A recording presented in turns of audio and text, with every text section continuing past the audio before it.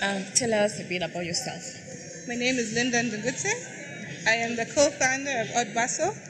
We work with jewelry, bags. We're trying to focus on doing leather work because not yet been touched in Rwanda.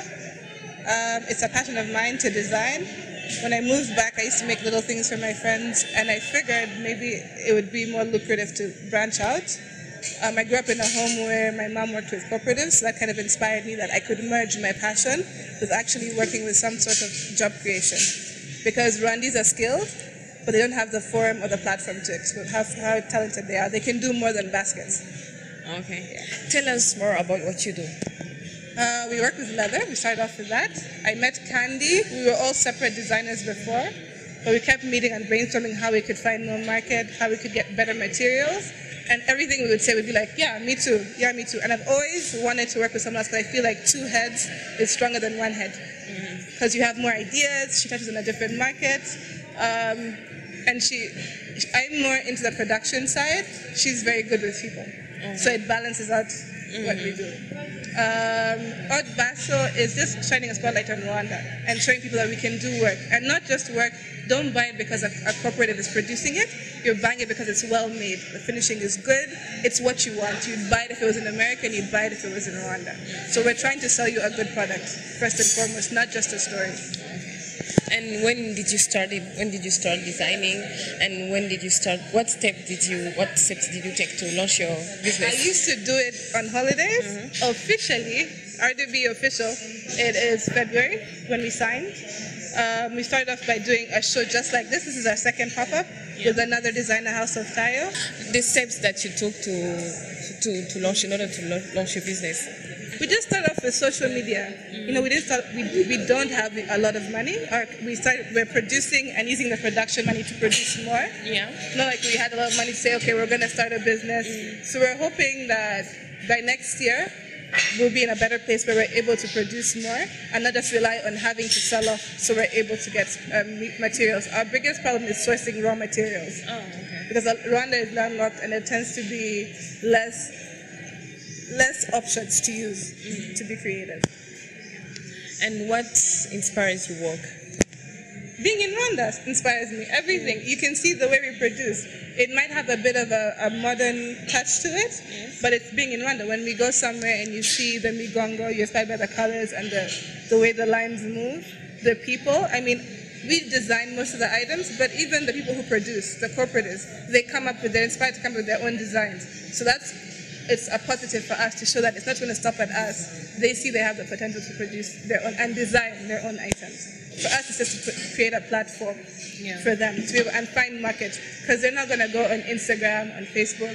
So for us, that's easy. That's second nature. I'm always on Instagram. So for me to be able to shine that on what they do and show that they can do really good things and work together. First, Candy and I are partners. We're working together. They're cooperatives. They're working together. So it's just also an example of how people can work together and produce something really good. And you told us about your mother, and who are your other role models? And my friends. I have very inspiring friends. They push me to do this. And there are other female designers in Rwanda that inspire me, because when I started, I wasn't the first. So for me, that let me know that it can work. So there's like Nzuki, there's Sapa who's here. So for me to see that people can do it, women can do it, it gave me more confidence to start doing this. Yeah. How do you feel when you see your products on people? I'm very happy. Do you not see me? My heart is like beating. I'm happy. It makes me really happy. When they come back, it makes me even more happier. Yeah. Where do you see yourself in the next 5 years? Everywhere. In America, in Europe. But I just want to, we don't have a workshop now. So for me, and I'll give you our short-term goal. By next year, we'd like to have a workshop where women can come and learn how to produce learn different skills. We have more access to raw materials, of course, more capital, and better management, and people to teach us how to do it. We're not professionals. We're not trained to do this. We're doing it just because we like doing it and the things we think we like. So we want to be more official, more formal next year. And then maybe in 5 years, everybody will know Haute Baso, and everyone will know that Rwanda. When you want something, go to Rwanda. Not just gorillas, not just baskets. Come here for really good leather work, feeding, African prints, can come here. Can you please give a message to young girls in Rwanda? You can do it. Anything you want, you can do it. I'm living proof. Whether you're a boy or a girl, women are strong, and women are very good at working together. I think we're a very good example of that. We did not know each other until we started working together, and so far, so good. Knock on wood. Yeah. But anything you want, even if it's just a hobby, it can become your business. Because this is how we started. It was a hobby. Yeah. It's not supposed to be a career, but now it's a career for sure. Thank you. Thank you very much.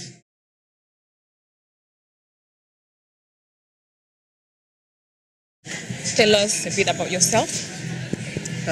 My name is Candy. I'm 33. I'm mixed Rwandan and Belgian. I was born and raised in Belgium. I moved in Rwanda about five years ago.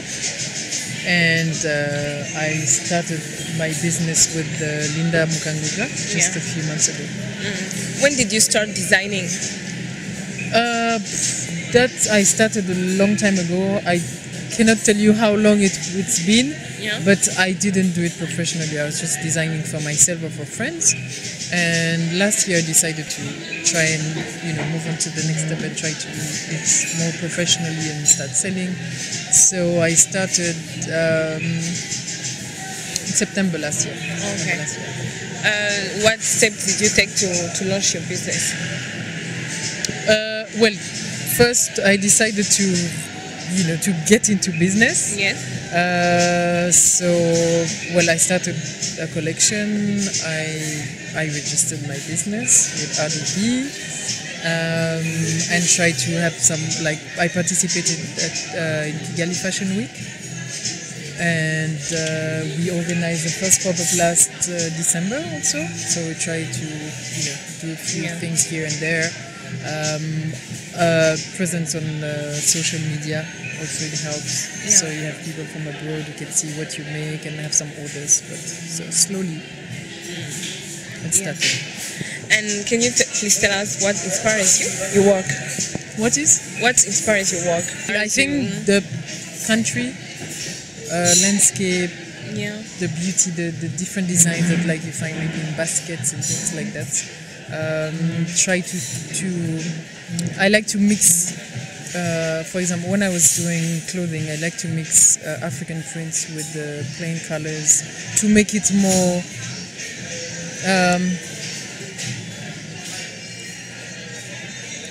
I won't say westernized, because I'm a mix.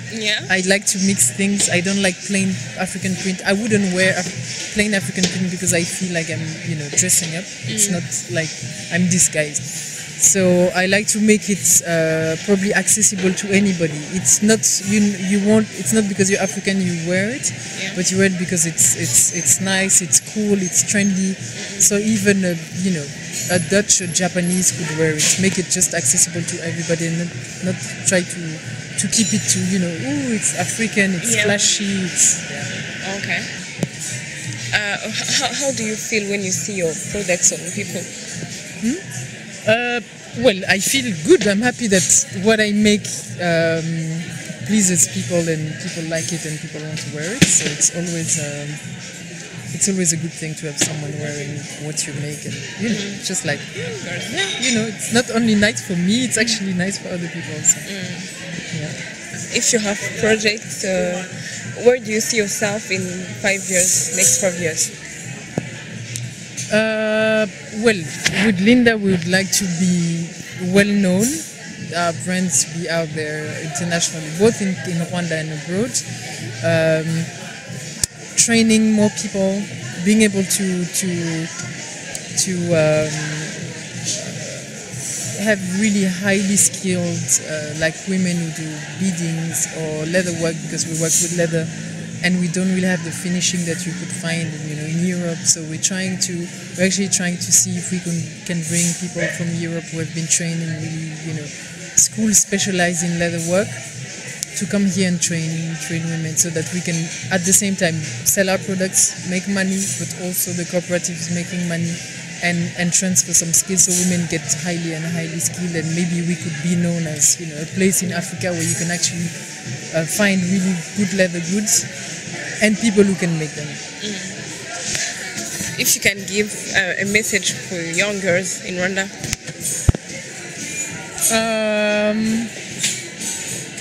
I probably would say that life is not easy, and that, you know, every successful person, women or men, I mean, maybe every, but should be hardworking and keep focus on what you do.